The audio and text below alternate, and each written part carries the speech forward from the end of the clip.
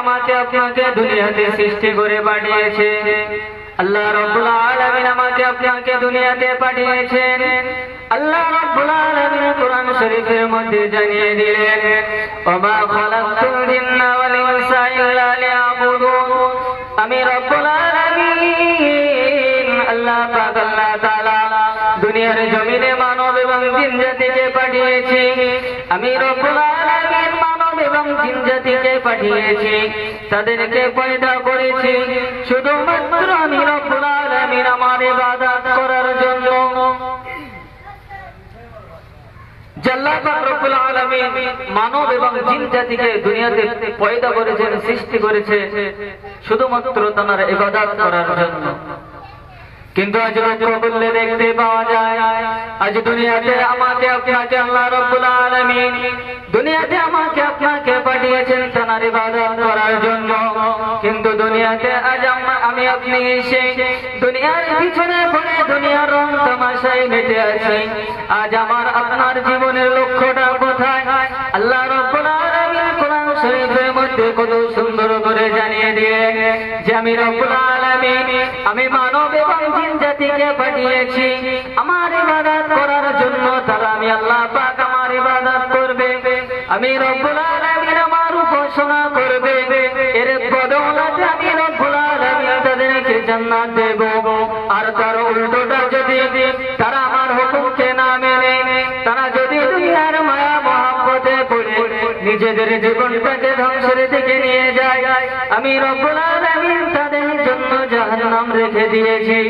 যেটাকে আজকে যার জন্য মহান রব্বুল আলামিন কোরআন শরীফে কত সুন্দর জানিয়ে দিলেন, ইন্না বাতশা রাব্বিকা লাশাদীদ। আল্লাহ পাক রব্বুল আলামিন বলেন আমার আযাব খুবই শক্ত, আমার পাকড়াও খুবই ভয়ঙ্কর। অর্থাৎ দুনিয়াতে যদি আপনি মহান রব্বুল আলামিনের হুকুমটা মেনে যেতে না পারেন, আপনার জন্য রব্বুল আলামিনের কাছে অনেক বড় শাস্তির ব্যবস্থা রয়েছে।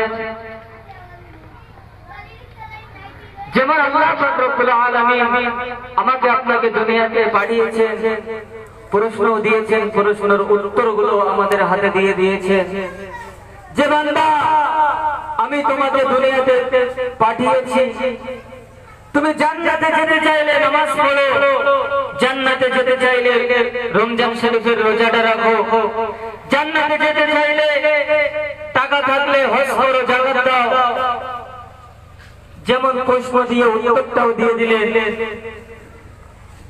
কিন্তু আমরা সেই উত্তরটাকে ছেড়ে দিয়ে যে শয়তান আমাদের চিরশত্রু যে ইবলিস, যেটা আমাদের উল্টো পথে নিয়ে যাওয়ার জন্য সব সময় ব্যস্ত থাকে, আজ আমরা তার পিছনে, আজ তার দেখানো পথ যে জাহান্নামী পথ, আজ আমরা সেই পথে চলতে আছি।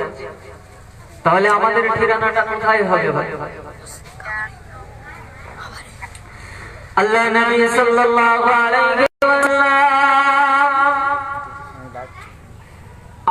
আমাকে আপনাকে বাঁচানোর জন্য দুনিয়াতে এসে তিনি কত না মেহনত করেছেন, দিনের কাজ করেছেন, কাফেরদের কাছে দিনের দাওয়াত নিয়ে মার খেয়েছে, শুধুমাত্র তার উম্মতগুলোকে জান্নাতের পথে নিয়ে যাওয়ার জন্য।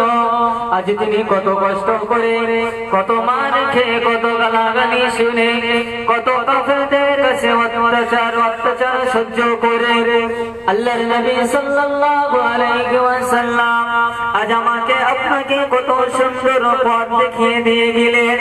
আল্লাহ পাক রব্বুল আলামিনের ইহদিনাস